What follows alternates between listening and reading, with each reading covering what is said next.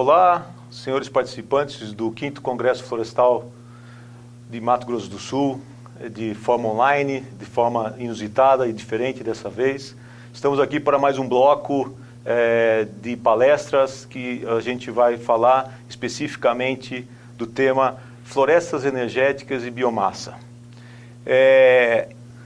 Meu nome é Luiz Calvo Ramires Júnior, sou vice-presidente da Reflore, que está organizando este congresso, e sou diretor da Ramires Reflortec aqui em Mato Grosso do Sul.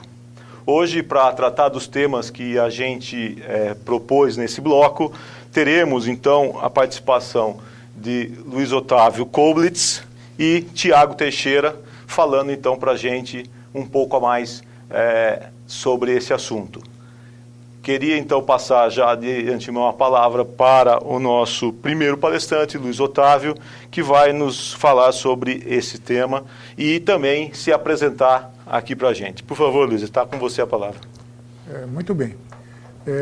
Eu sou engenheiro eletricista e também estudei alguns anos na França exatamente esse tipo de geração de energia, só que em vez de o combustível ser madeira, infelizmente era o carvão, né?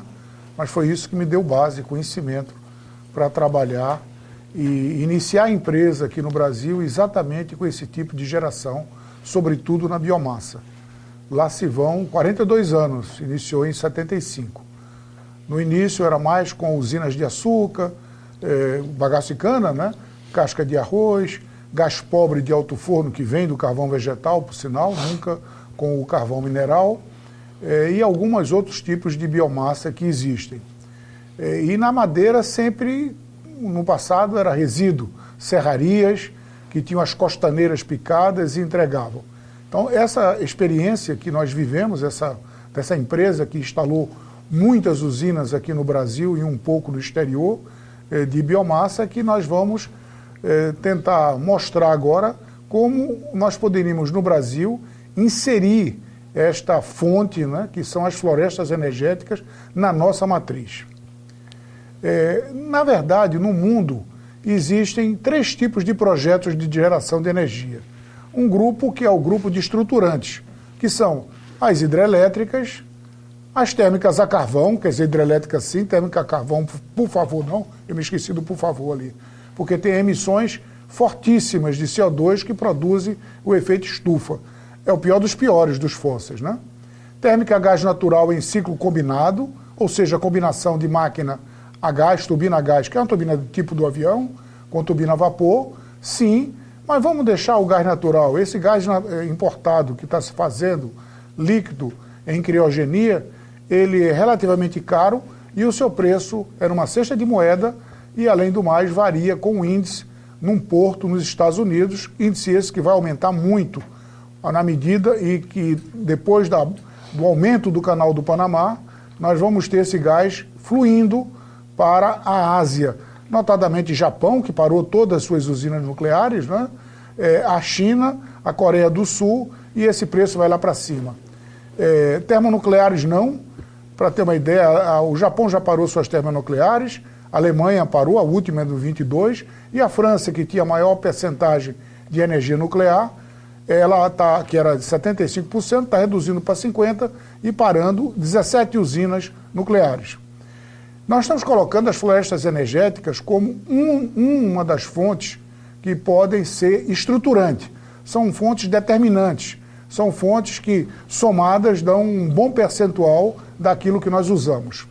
O outro tipo são os projetos complementares.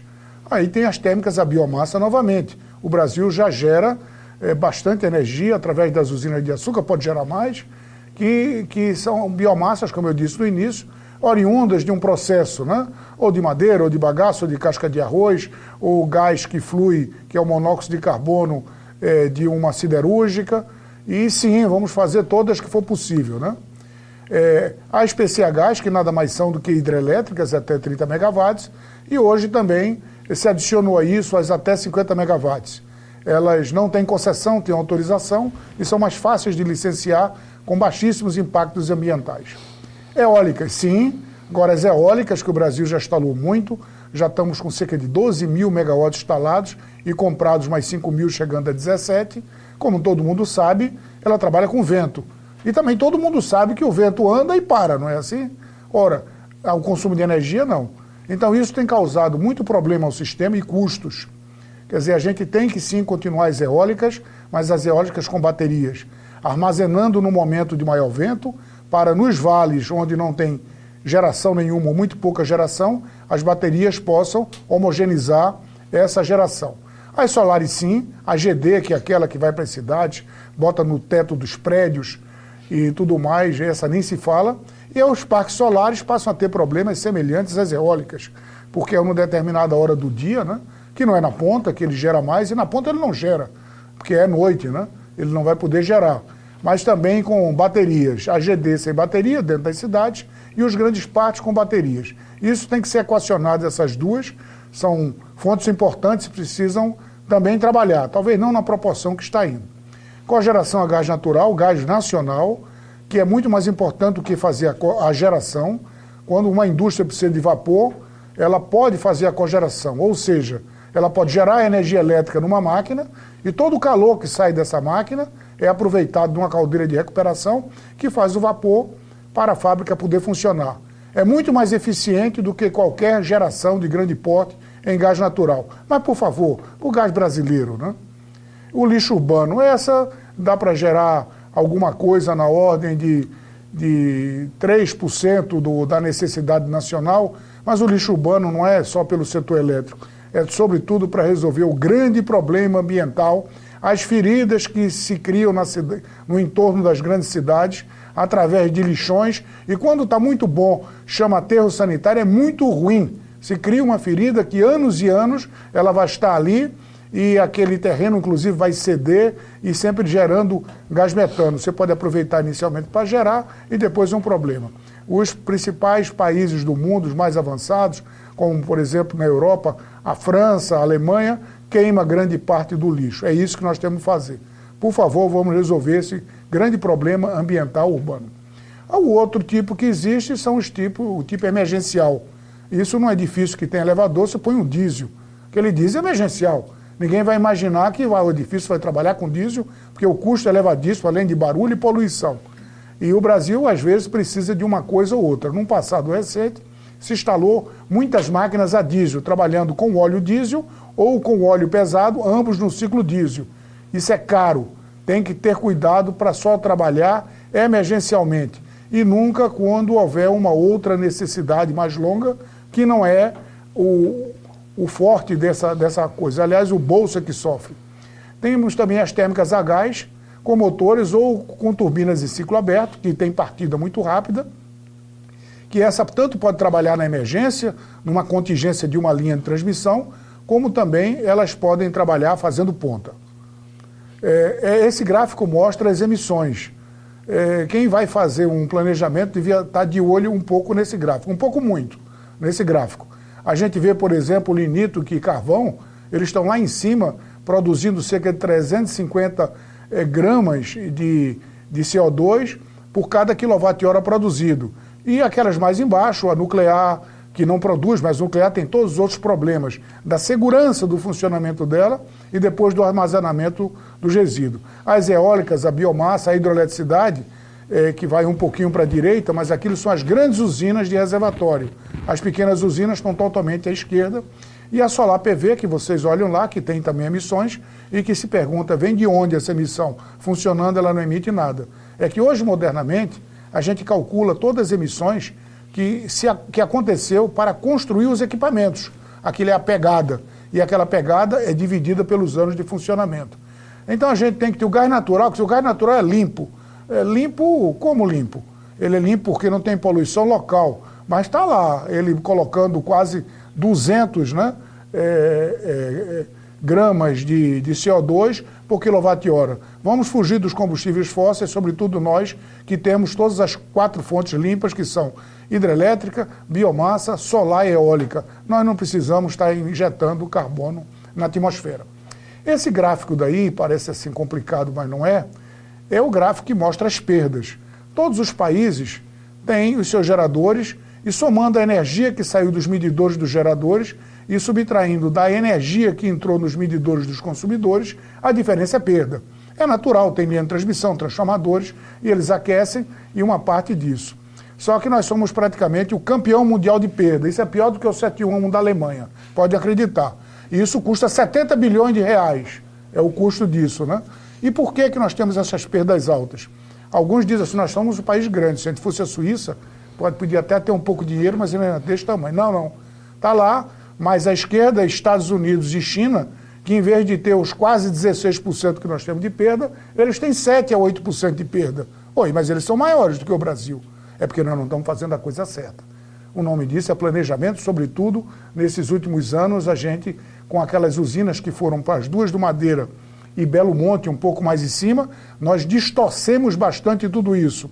Mas são grandes linhas de 2.600 quilômetros que vão até Araraquara para servir o primeiro eletro a alguém. E isso daí tem um custo, e esse custo são essas perdas. Essas perdas, se reduzissem para as perdas americanas ou chinesas, era como se nós tivéssemos 10 mil megawatts, né, instalados sem gastar um tostão. Nem o OIM, a operação e manutenção dele, porque isso seria virtual, né? Então nós teríamos energia sem fazer investimento. É preciso correr na direção contrária do que estamos correndo até hoje, na direção da distribuição dessa energia. O melhor local de gerar energia é próximo ao consumo e não muito distante como se escolheu. Escolha das estruturantes para a matriz energética brasileira. Eu vou falar, o que eu vou mais falar é da floresta energética, que é o nosso caso aqui que a gente precisa. E depois eu vou comentar um pouquinho das outras, né? Primeiro, emissões negativas de CO2 através de sequestro de 50% da floresta. A única fonte que não deixa pegada aqui, ou melhor, que neutraliza a sua pegada é a floresta energética. A floresta energética, ela foi implantada, ou vai ser implantada, numa região que está inteiramente debilitada, não é? Sem vegetação, havia um capim, coisa parecida. Na hora que a gente cria essa floresta, ela vai fazer o sequestro de carbono. A árvore, ao crescer, captura o CO2 da atmosfera, sintetiza o C é a árvore, o carbono, e libera para a gente respirar, que é muito bom, o O2. E essa floresta, ao longo de sua vida, ela vai sofrer vários cortes, mas nunca ela vai ficar no chão. Na hora que você estiver cortando uma parte está com 1 ano, a outra parte com 2, outra com 3, então 50% daquela floresta, se ela fosse inteiramente em pé, você vai ficar para o resto da vida.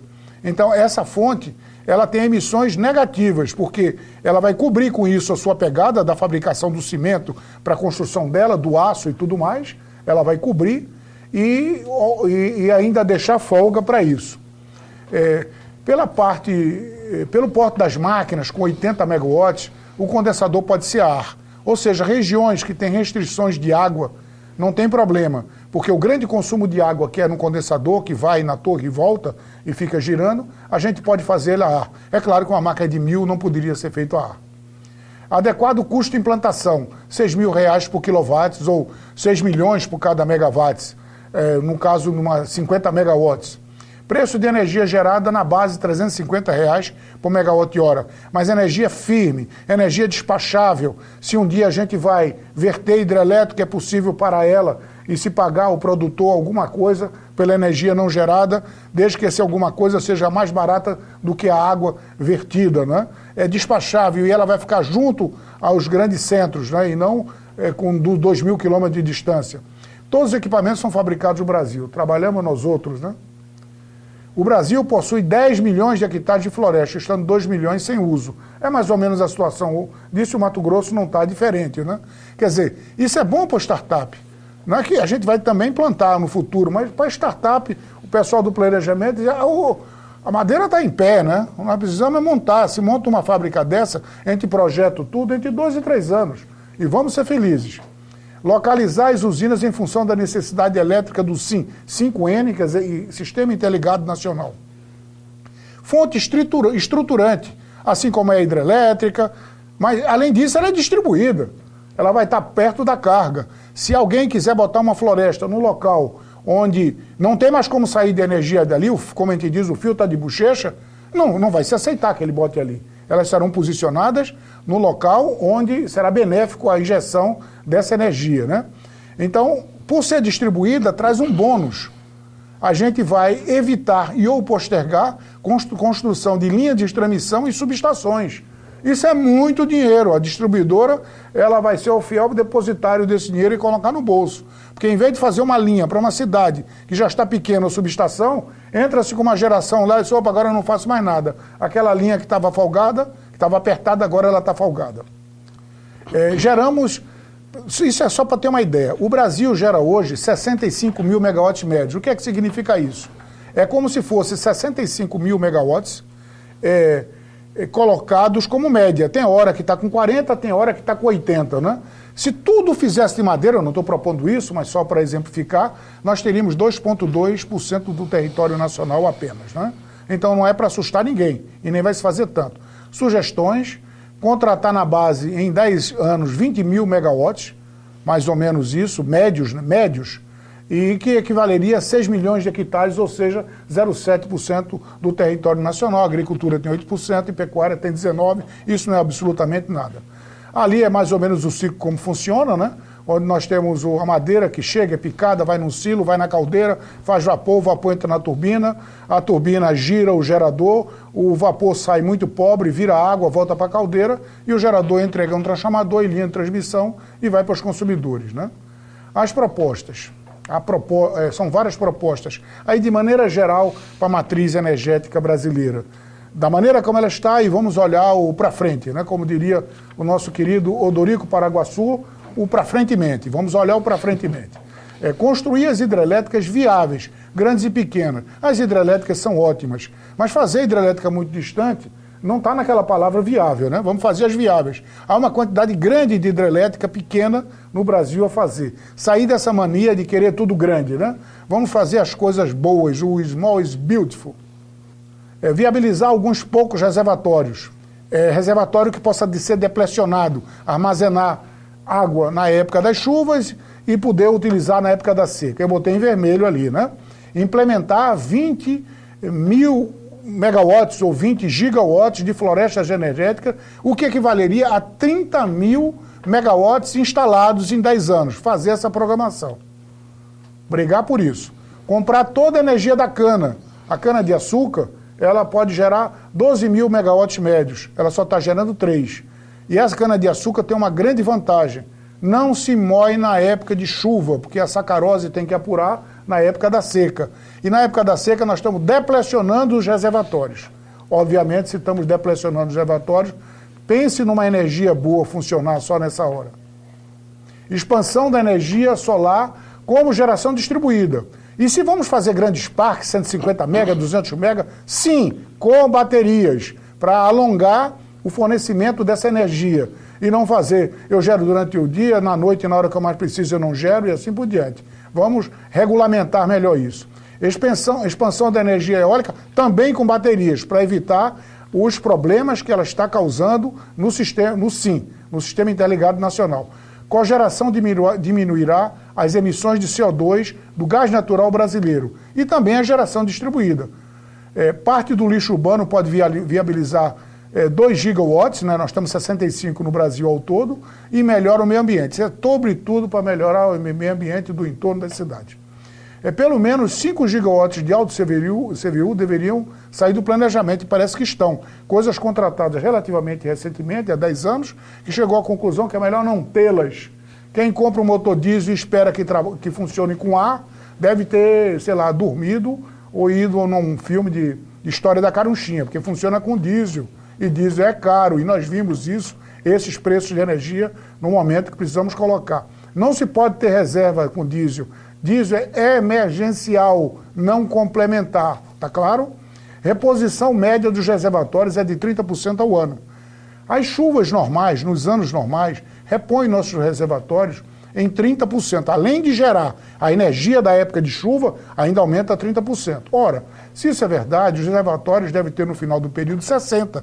Para receber 30 e a 90. E se for um pouco mais de chuva, não transbordar.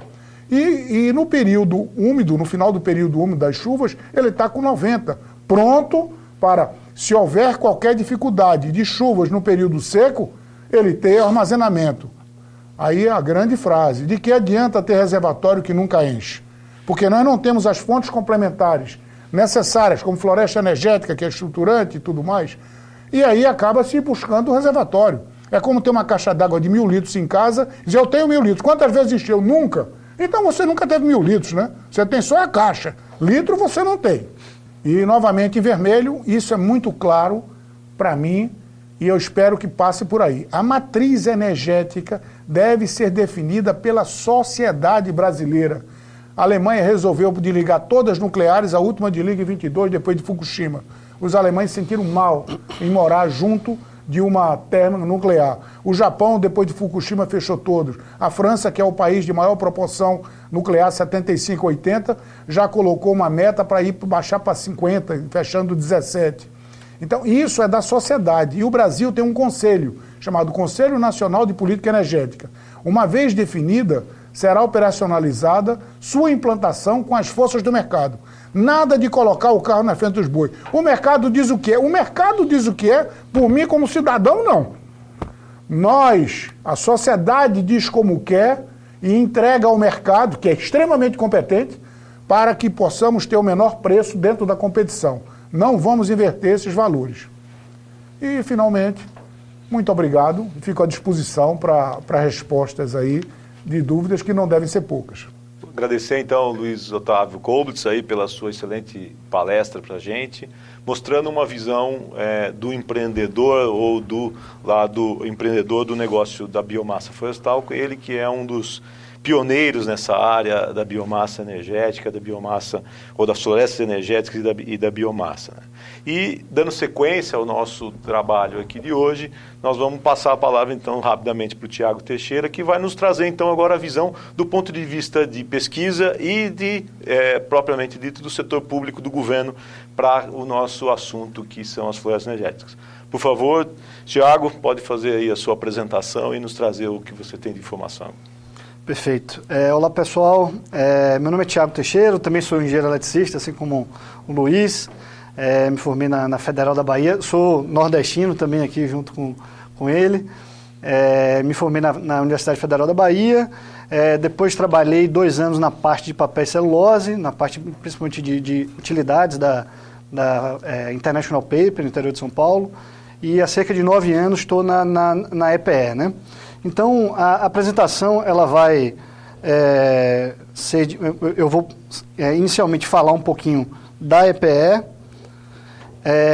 depois falo um pouquinho da composição da matriz elétrica brasileira, vou citar um pouquinho mais aqui, citar o novo plano decenal de expansão de energia, que cria algumas figuras, inclusive específico relativo à biomassa florestal.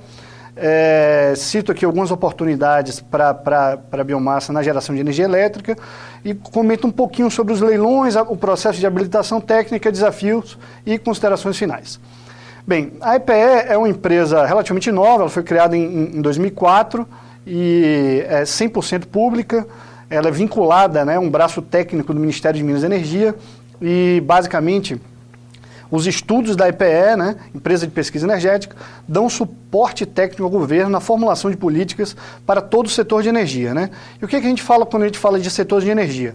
Ele tem tanto energia elétrica, petróleo, gás natural, derivados, o próprio carvão, nuclear, eficiência energética, fontes renováveis, dentre outros, né? Vamos lá. Em relação à composição da matriz elétrica, só para também dar uma passagem inicial aqui, no ano de 2015, né, que esse slide ele se refere ao ano de 2015, 65% da energia foi gerado pela hidrelétrica, que, como o próprio Luiz comentou anteriormente, a nossa matriz ela é bastante renovável, né? A gente chega aí a próxima 75% quando soma hidrelétrica, as hidrelétricas, PCH, eólica, biomassa, e hoje a solar ainda está com 0,01 nesse ano, mas isso é uma tendência de aumento. Então, a gente é privilegiado no mundo, né? Do ponto de vista do PDE, esse ainda é o PDE 2024, que é o que está aprovado, visto que o 2016 ele está em consulta pública para toda a sociedade poder contribuir, né? E o PDE 2024 avaliava que aqui já do ponto de vista não de energia, mas sim da capacidade instalada. a gente tem uma redução da capacidade instalada, uma redução percentual da capacidade instalada das hidrelétricas, especialmente porque, como o Luiz comentou, a nova fronteira das hidrelétricas ela está mais na região norte do país, o que tende a trazer uma série de dificuldades para a viabilidade dessas usinas, especialmente por questões socioambientais. Tá? Tem um aumento também significativo da eólica e da solar, diante aí da competitividade das fontes. A eólica teve uma redução drástica no preço nos últimos 6 anos, e a solar caminha para essa mesma direção. A biomassa permanece na linha de mais ou menos 9% da capacidade instalada, saindo de 12 gigas para próximo a 19 gigas. E aí, em relação ao PDE 2026, por que eu estou tentando trazer um pouquinho aqui de destaque para esse tema? Primeiro, o PDE 2026 ele tem uma mudança, né? Ele tem uma abordagem um pouquinho diferente dos outros anos. Por quê? Os outros anos era sempre um cenário base e depois você não tinha nenhuma sensibilidade ou uma forma diferente de se tratar aquele cenário, né? Agora a gente apresenta um cenário base com diversas incertezas e diversas sensibilidades. E a gente intitulou de cenário de what if. O que seria o what if, né? Se acontecesse uma expansão maior de eólica, o que aconteceria? Se acontecesse a expansão das hidrelétricas, o que aconteceria? Se do ponto de vista econômico a carga não subisse, ou não aumentasse, ou tivesse uma variação diferente da que a gente propõe, né? Então, o que é importante também ressaltar do plano decenal?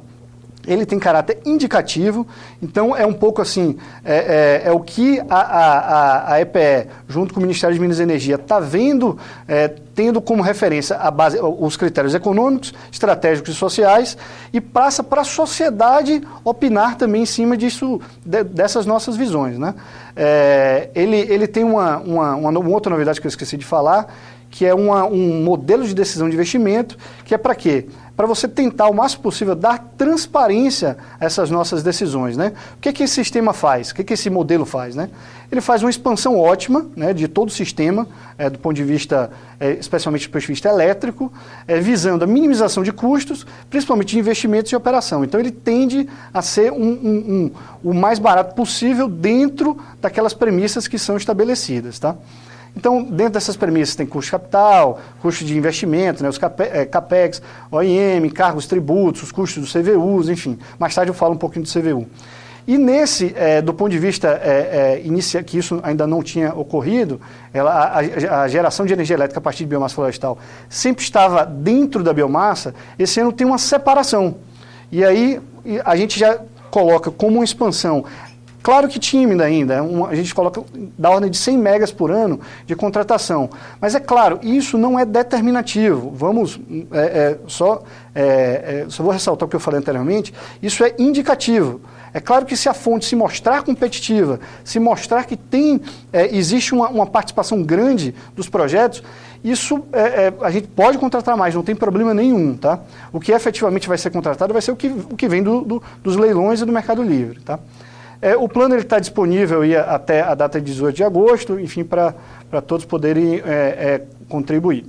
No próximo slide, então, assim, é mais ou menos como é que fica o PDE, né? Ele continua uma predominância bem grande da parte hidráulica, há uma pequena redução do ponto de vista de biomassa, diante de alguns projetos que não saíram do papel, então houve uma pequena mudança em relação a isso daí, tá? O resto das fontes tem ainda um crescimento de eólico, crescimento de solar. Então, do ponto de vista da biomassa florestal, né, a gente sabe que eles têm, os principais mercados seriam papel e celulose, siderurgia através de carvão vegetal, ou indústria madeireira, produção de pellets, uma eventual exportação, inclusive, de pellets, produção de cavaco, e eu vou focar aqui na questão de geração de energia elétrica. Então, como o próprio Luiz já comentou, é uma fonte renovável, é despachável, os preços estão em moeda nacional, não está atrelado à moeda estrangeira ou a preços de combustível no mercado internacional, permitem aplicação próximas do centro de carga, né, utilizando aí a geração distribuída. Você tem uma cadeia de suprimentos toda localizada aqui no Brasil, até uma determinada potência, tem um alto conhecimento técnico aqui tanto na área de geração como na área de manejo florestal, e já existem grandes maciços florestais existentes no país, né? Além de nós sermos um dos países com maiores níveis de produtividade desse tipo de fonte, né?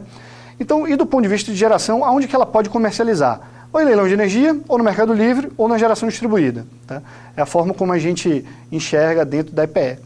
É claro que aqui, nesse inter aqui, eu vou comentar mais sobre os leilões de energia. Tá?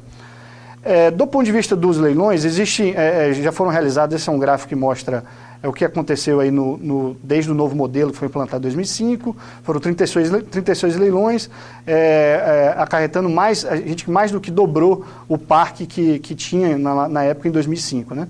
E contratado pouco mais de 80 gigas aí de diversas fontes, sendo a hidro a predominante. A biomassa fica próxima ali também àqueles mesmos índices que eu comentei anteriormente, da ordem de 8%, 9%. Do ponto de vista do processo em si do leilão, esses são os números de lei e decreto que eu comento para caso vocês precisem avaliar um pouquinho mais, que é a lei 10.848, o decreto 5163 e o decreto 6353. Tá? Bem, no ambiente de contratação de energia elétrica, de acordo com o nosso mercado, a gente tem um ambiente regulado e um ambiente de contratação livre. Né? No ambiente regulado, o que acontece? Todos os geradores que decidem vender energia neste ambiente vendem para as distribuidoras. Entretanto, os geradores também podem vender diretamente para consumidores livres ou para comercializadoras de energia. Não deixa de ser uma oportunidade para todos os geradores também terem outras fontes de recurso além das distribuidoras. Né? Tá. Os leilões, basicamente, né, agora com a mudança na 10.848, tem alguns cenários de leilão. Agora você tem até um A-7. Né? O que é o A-7? Vamos fazer um leilão A-7, o A-5, o A-3. Basicamente é o seguinte, você tem uma demanda que é declarada pela distribuidora, né, para suprimento lá no ano A. Beleza. Então, inicialmente, sempre se faziam leilões, né, A-5 e A-3, né, antes dessa alteração da lei. Né? Então, você tinha o A-3 e o A-5. Com essa mudança, agora já existe uma possibilidade. O A-1 seria para leilão de energia existente e agora, com a nova lei, você tem tanto do A-3 até A-7, podendo ser contratação de energia nova. Tá? E do ponto de vista de contratação existente, você pode ter até a A-5. Tá? Fonte de energia existente é uma energia que já existe para o setor elétrico. Né? E ainda existe uma possibilidade, um outro nome que se dá na lei, que é a contratação de fontes alternativas. Ok. Então, o processo, basicamente, o MME publica, dos leilões de energia, lá que eu estou falando para o mercado regulado. Né? O MME publica a portaria de diretrizes, depois existe um processo de cadastramento dentro da EPE, a EPE habilita tecnicamente esse projeto, existe um cálculo do preço máximo que vai para a licitação, aí os competidores vão competir nesse valor e possivelmente reduzir esse preço, a ANEEL elabora e publica o edital e o leilão é realizado. Tá? Tem aqui alguns detalhes depois para vocês avaliarem. Do ponto de vista da habilitação técnica, o que é avaliado? Né? O licenciamento ambiental, se existe outorga de água, por exemplo, quando a usina utiliza a água para geração, se tem registro na ANEEL, se ela tem conexão ao Sistema Interligado Nacional, se ela tem o direito de uso da propriedade lá da área da usina, se tem a disponibilidade de combustível, que é fundamental, especialmente no caso da biomassa florestal, e se ele é habilitado, ele pode concorrer ao leilão. Tá? Inabilitado, não pode concorrer ao leilão. Nesse slide, né, como estava comentando sobre a questão do processo de habilitação técnica e cadastramento dos projetos lá na EPE, né, para participação dos leilões de energia, o que é importante? Né? Esse documento, né, que está disponível no site da EPE, ele estabelece uma série de critérios e requisitos que são necessários para os projetos para poderem se habilitar e participar dos leilões de energia no mercado regulado. Tá? O que cabe destacar disso aqui? A gente está fazendo uma revisão das instruções ainda este mês, que ainda deve ser publicada até agosto desse ano. Né? O que tem de diferença, principalmente, nessas instruções?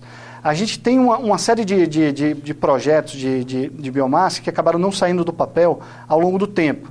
Então, a gente a gente está pedindo um pouco mais de detalhamento, né, em algum ponto de vista da parte do planejamento anual de produção, ou seja, como que ele vai produzir, se tem o terreno, se eventualmente, a depender do início do suprimento, já existe o maciço florestal plantado. Eu acho que é uma evolução para a gente tentar o máximo possível ter a viabilidade dessas fontes no nosso setor elétrico, né, dentro do Sistema Interligado Nacional. Tá? Inclusive, eventualmente existe uma necessidade de demonstração dessas florestas existentes, né? Esse gráfico ele mostra basicamente a participação desse tipo de projetos nos últimos leilões de energia. Então você consegue perceber que há uma crescente, né? O número de projetos estão aumentando. Então, do ponto de vista da última barra em laranja aí, que são os projetos cadastrados na EPE, isso somente de biomassa de biomassa florestal, tá? De cavaco ou resíduo de madeira. Então foram 36 projetos, né?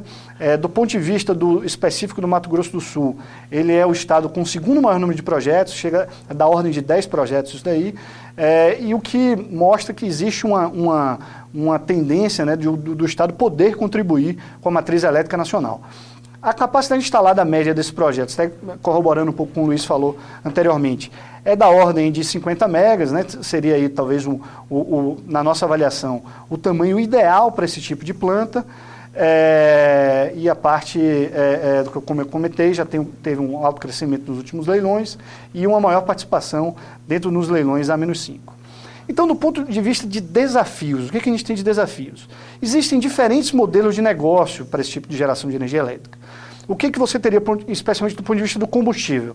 Você pode ter ou produção própria ou terceiros, né? Ou você pode comprar já ou fazer, inclusive, até um mix disso para ter um eventual hedge, né? Uma proteção aí do ponto de vista da geração. Do ponto de vista do suprimento de combustível, há uma necessidade que exista uma alocação correta dos custos, ou seja, o que tem caráter de custo fixo seja alocado dentro da conta de custo fixo, né, de receita fixa. O que tem caráter variável, ou seja, quanto mais você produz energia, mais você gasta, isso entra para dentro da receita variável. Eu vou comentar um pouquinho mais à frente. Ainda existe a possibilidade do projeto, ele ter o cavaqueamento da madeira, tanto no campo ou na usina na fábrica, né? Isso também traz um reflexo dentro desses custos, inclusive na alocação correta, fixo-variável, tá? E, até também como o próprio Luiz comentou anteriormente, existe possibilidade dessas térmicas terem um despacho flexível, ou seja, só despacharem para o sistema quando houver necessidade delas despachar, ou seja, quando você tiver pouca água no sistema elétrico, ou você pode contratar, inclusive, como térmicas de base, com inflexibilidade alta. Do ponto de vista, existe também uma divisão do modelo de negócio do setor florestal com o setor elétrico. É necessário que haja uma total integração dentro desses setores, para que um represente bem o outro, saiba como é que funciona, e você consegue fazer regras e formas adequadas para esse tipo de aproveitamento. E fundamental também é você ter demanda dos leilões de geração, né? Sabendo que a energia contratada, quando há necessidade de ter essa energia, e por meio da declaração das distribuidoras, né, que nada mais é do que a soma dos consumidores, é necessário que a economia volte a crescer, né? Então, não é simplesmente, a gente não pode simplesmente contratar um número grande, eu gostaria também de contratar os 20 mil que o Cobretes comentou, mas, infelizmente, o negócio do setor elétrico ele é baseado por meio da demanda de energia do setor elétrico, que é feito pela declaração das distribuidoras. O que mais? O que a gente tem também, continua ainda de desafios, né? A gente tem algumas dificuldades na implantação desses empreendimentos. Dos 10 empreendimentos que venderam desde o leilão de 2009, se não me engano, cerca de 5 não saíram do papel ainda, alguns já devolveram a outorga, né? O grande problema que a gente avalia é uma questão de financiamento, então você ter muito claro o que são esses custos, né? Como que você vai implantar essa usina, né? Se você tem equipamento nacional, se você tem equipamento importado, né? Lembrando que o equipamento nacional ele facilita do ponto de vista de financiamento, especialmente junto ao BNDES ou outros bancos, né? O próprio Banco do Nordeste ele voltou a financiar termoelétricas. Do ponto de vista de alocação de custos e de riscos, é o que eu comentei, você tem que ter uma alocação correta entre receita fixa e receita variável e uma precificação do CVU correta. O que seria isso? Né? Você tem que ter todo o custo que tem intrínseco a geração de um blocozinho de energia, né, que a gente chama de megawatt-hora, ele tem que estar correto com o custo de vista do combustível e do ponto de vista do OIM variável, né? Alguns desses projetos também sofreram um atraso no cronograma, então tem que ser identificado o porquê dessa questão, né? Então, como eu comentei anteriormente, você tem duas formas de receita. Uma receita fixa e uma mais variável, que soma a receita de venda total de energia elétrica. Do ponto de vista da receita fixa, o que entra ali? Ele entra a receita fixa vinculada ao investimento da usina, a disponibilização da mão de obra, a seguros, ao direito de transmissão ou de distribuição, eventuais custos socioambientais, tributos, tal. E a variável é quando ele despacha, ele recebe essa energia, o quanto ele gerou vezes o CVU que ele declarou. É claro que você também existe um outro dentro da parcela fixa, né? Você pode ter a receita vinculada à inflexibilidade, que aí isso é uma opção do agente que pode ser bastante benéfico para esse tipo de aproveitamento, né? Do ponto de vista do CVU, como eu comentei anteriormente, ele é uma parcela combustível mais uma parcela OIM. Todos os dois reajustáveis ao longo do período contratual de 20 a 25 anos pelo IPCA conforme norma vigente, né? Portaria 42 do Ministério.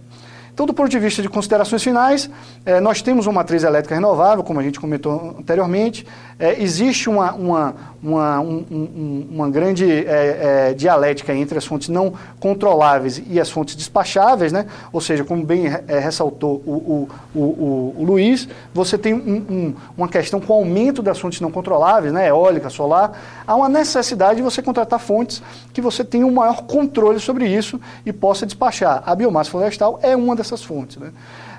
Existe um aumento do número de projetos, ou seja, o número de empreendedores que vem se interessando por esse tipo de geração vem aumentando ao longo do tempo, o que é muito benéfico, tende a trazer mais competitividade a esse tipo de geração.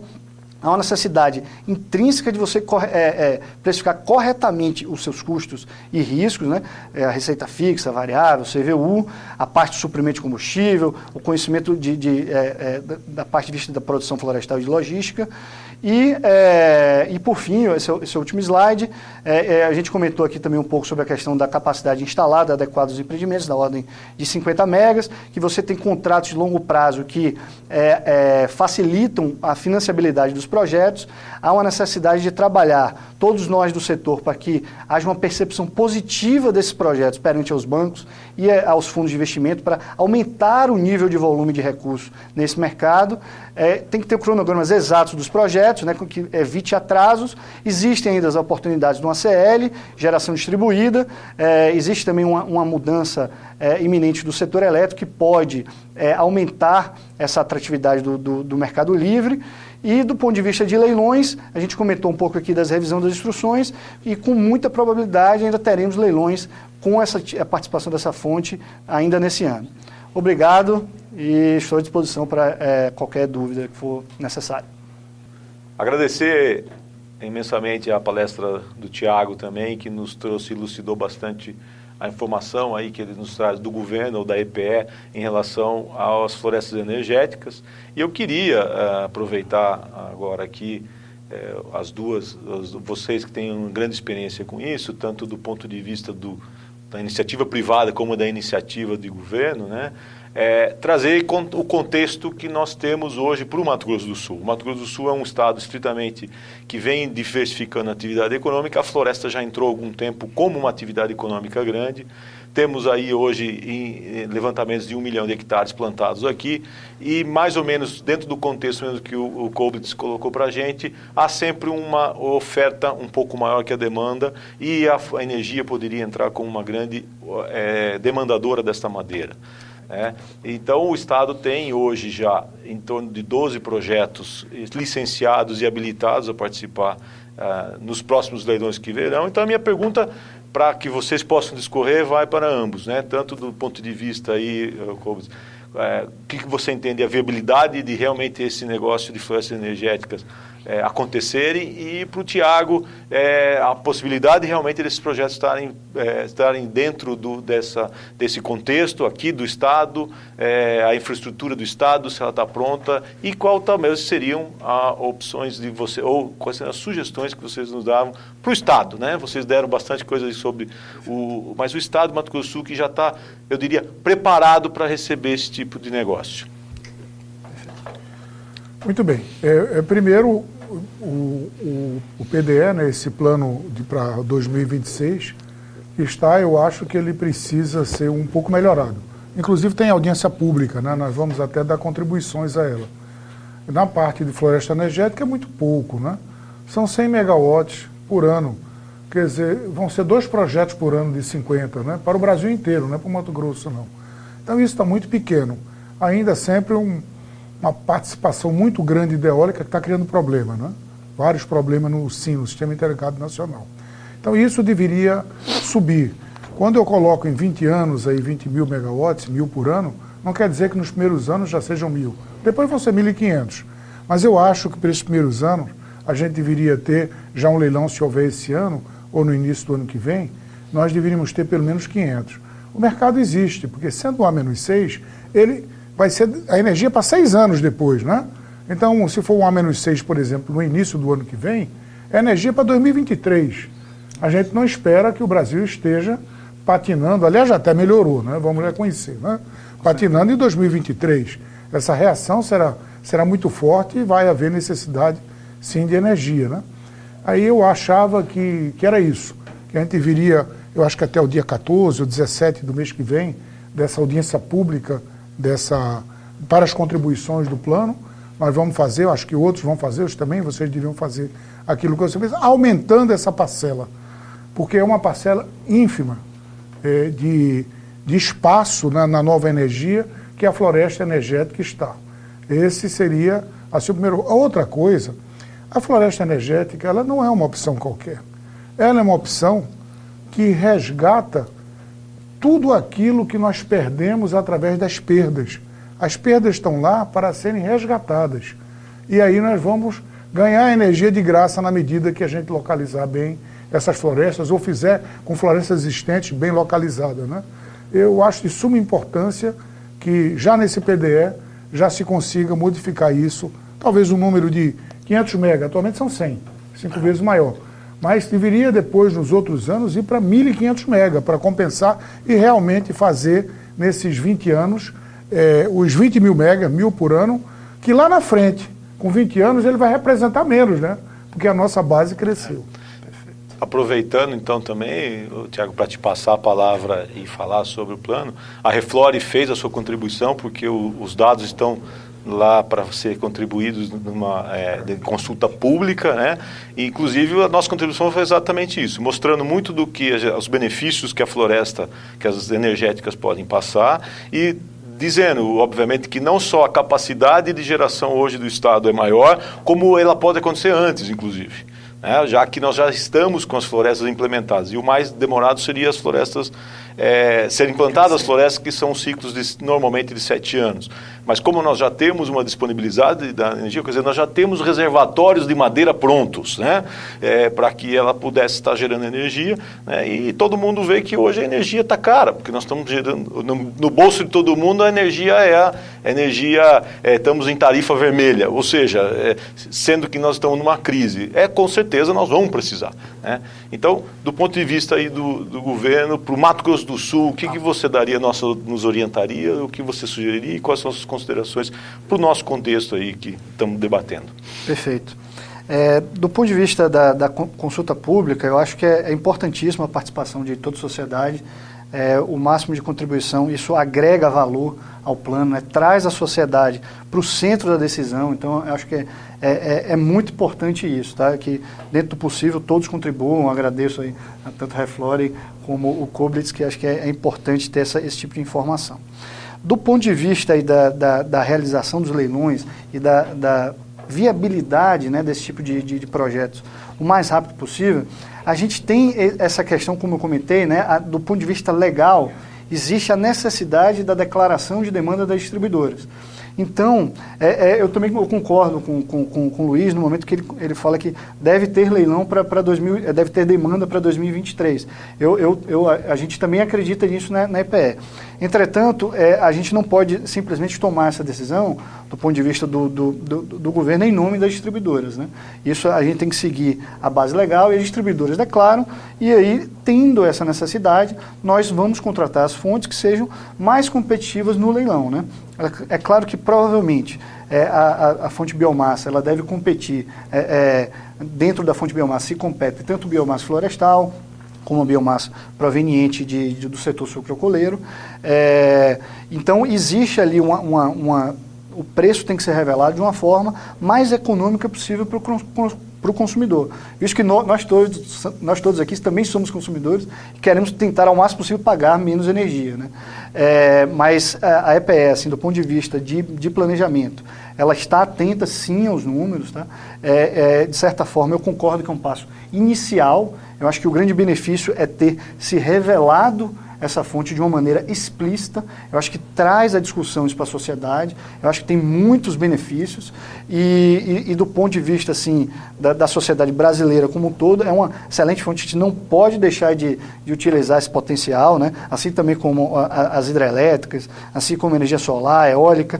A gente tem que pensar muito, né, do ponto de vista do potencial que o país tem, né? Todos os países desenvolvidos no mundo fazem isso e nós não temos que ser diferentes.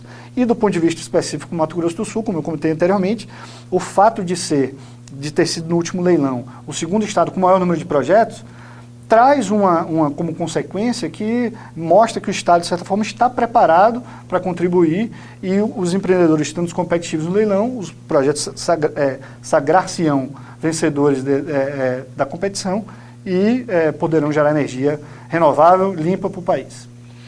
Beleza, mais uma vez obrigado aos nossos dois debatedores e palestrantes que fizemos aqui sobre o assunto, mas o assunto não termina aqui, lembrando a vocês que a gente tem o chat, então, após aqui a finalização da apresentação, onde vocês vão poder aí, online, poder debater através do bate-papo com os nossos palestrantes, tá ok? Obrigado a todos e tenham todos um bom dia.